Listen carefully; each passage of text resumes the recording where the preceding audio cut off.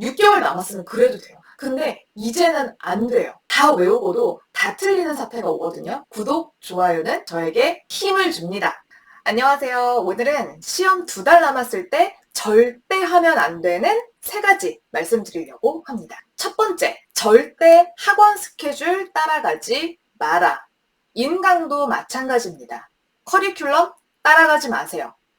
이제 실전 특강들 시작했을 거예요. 매일 단원별 모의고사 오전에 풀고 오후에 해설 강의 듣고 계실 거예요. 그리고 주말에는 시험장 똑같이 해놓고 다들 경험해 본다고 다 같이 모여서 오가는 시간 다 빼고 가서 시험 보는 시간 또한 100분 들고 그 이후에 또 점심 한 2시간 먹고 해설 강의 3시간씩 듣고 이런 생활 하고 계실 거예요. 여러분, 정확하게 말씀드리는데요. 이거 확실한 시간 낭비입니다. 내 시간에 맞춰서 모의고사 나 혼자 풀고 내가 틀린 것만 들으면 되는 거죠, 강의는. 아니면 이 지문은 좀 아리까리한데 확실하게 이해하고 넘어가고 싶다. 혹은 내가 자꾸 답을 고르려고 하는데 이 2지문 중에 자꾸 헷갈린다. 이것 때문에 틀리는 것 같다. 약간 확실하지 않은데 하는 것만 찾아서 강의를 들으셔야지 전부 다 들을 필요가 없단 말이에요. 이미 아는 문제 굳이 지금 들을 필요가 없는 거예요. 그리고 저는 사람들 다 있는 곳에서 모의고사 풀고 각자 점수 확인하고 알게 되고 이런 거 멘탈이 웬만큼 강한 분이 아니라면 추천하지 않습니다. 왜냐면요, 엄청 스트레스 받아요. 나는 지금 합격이 될지 안 될지 너무 간당간당한 점수인데 저 옆에 앉은 사람은 지금 벌써부터 평균이 막 90점 이상 나온다는 거예요. 스트레스 받잖아요. 자괴감 들잖아요. 나는 여태까지 뭐 하고 있었나? 그러면 괜히 그 사람한테 관심이 가요. 저 사람은 어떤 교수님의 수업을 들었나? 어떤 책으로 공부를 하고 있나? 어떤 식으로 문제를 풀고 있나?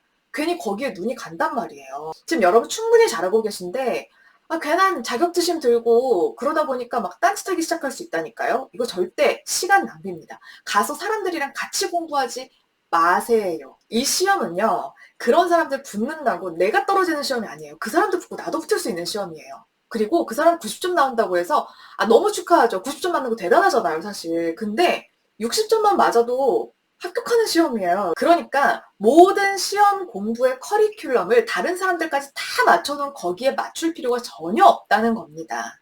내가 아침에 공부가 잘 된다 하시는 분들은 모의고사 학원에서 보는 시간보다 더 일찍 일어나셔서 그냥 100분 맞춰놓고 문제 푸세요. 그런 다음에 그냥 혼자서 채점하세요. 내가 만약 틀린 게 있다? 그러면 그 100분 끝나고 뭐 채점하는데 10분이나 걸려요? 강의 내가 틀린 것만 찾아 듣는데 뭐 1시간, 2시간 걸리겠어요? 이러면요, 여러분, 난 12시 전에 모든 과정이 다 끝납니다. 지금 학원에 가서 문제 풀고 해설 강의 듣고 이런 사람은요, 오후 5시에 끝나요. 오전에 문제 풀고 100분 동안 푼 다음에 여러분 12시부터 2시까지는 점심시간입니다. 2시까지 점심 먹고 오세요. 그럼 2시까지 또 괜히 20분이나 먹을 거를 사람들이랑 같이 먹다 보면 2시간씩 먹게 되고요. 그러다 보면 계속 뭐 딴짓하고 거기 앉아서 막 졸고 이러다가 오후 5시까지 그 해설 강의 듣고 있다니까요. 너무너무 시간 낭비예요, 여러분. 남은 2달은요. 내가 모르는 것들만 강의의 도움을 받아야지 강의를 세서 몇 시간 동안 듣는 거 이거 진짜 최악이에요. 정말 시간 낭비예요. 나한테 맞는 공부 커리큘럼을 짜시고 밀고 나가시면 됩니다. 2번째, 자료 양을 늘리시면 안 됩니다. 자료 양을 줄여나가야 하는 시험이에요. 저는 이걸 어떻게 표현할 수 있냐면 갈증난다고 바닷물 마시는 격이에요.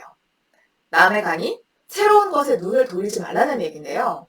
이 망망대해에서 내가 지금 식수가 가득한데 이거만 먹어도 충분한데 괜히 갈증 난다고 바닷물이 너무 파래 보이는 거예요. 저거 먹으면 갈증이 세상에 포카리 스웨트 먹는 것처럼 해소가 될 것 같아. 그래서 그걸 막 퍼먹어요. 어떻게 돼요? 더 갈증 나요, 여러분. 시간이 얼마 안 남았다 보니까 초조하실 거예요. 내가 지금 뭘 빠뜨리고 가는 게 아닌가 싶고 여태까지 내 교수님의 강의를 너무 만족했지만 초조하니까 유튜브 막 찾아보다가 저 교수님의 저 암기법이 내가 알고 있는 내가 이미 외우고 있는 이 암기법보다 훨씬 좋아 보여. 그쵸? 초조하면 그렇게 돼요.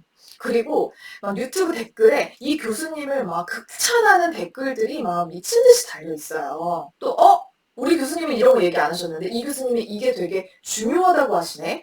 그러면 헐, 얼른 나 이거 더 봐야겠다라는 생각이 갑자기 들어요. 그러면서 여기서 시험 문제 왠지 다 나올 것 같아.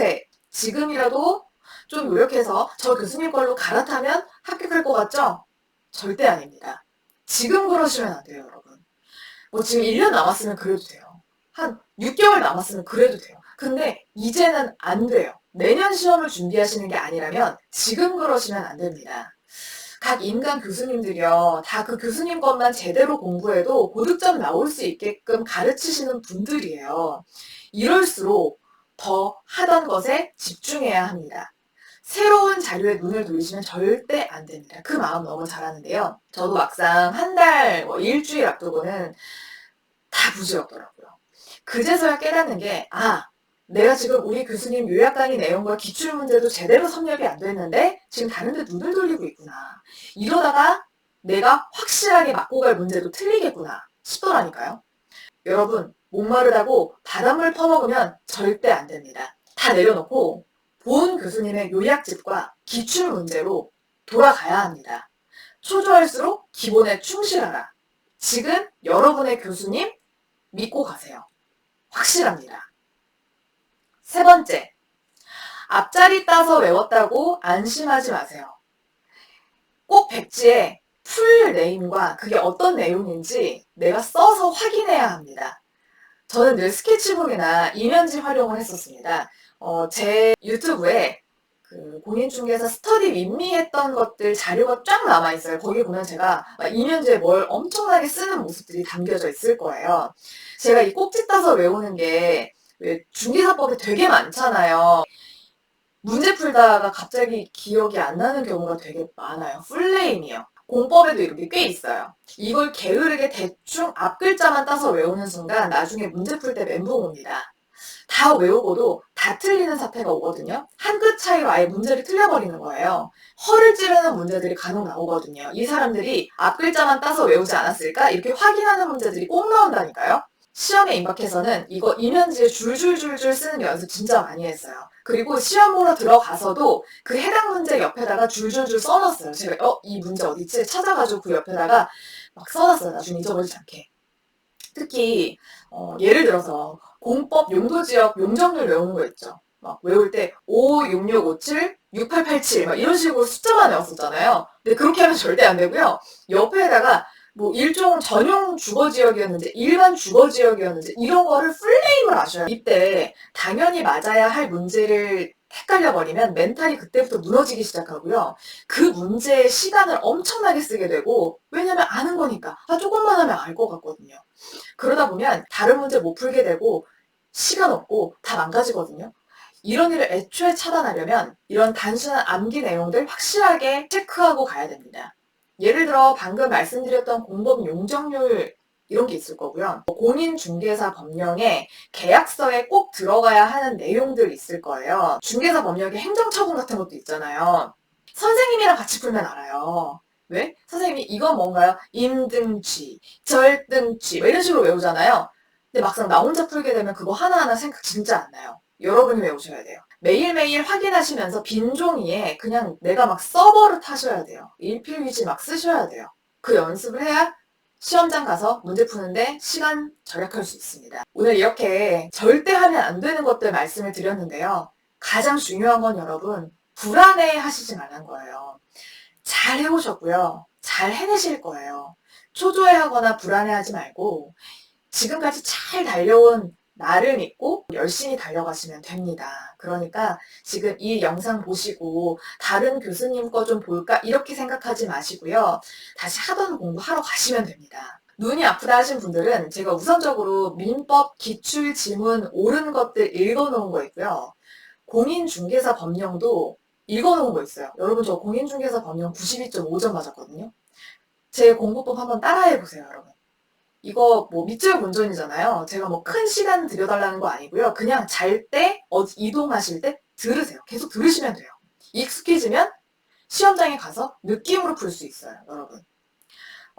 제 말투랑 음가까지 다 기억날 거예요. 딱 10번만 들어보세요.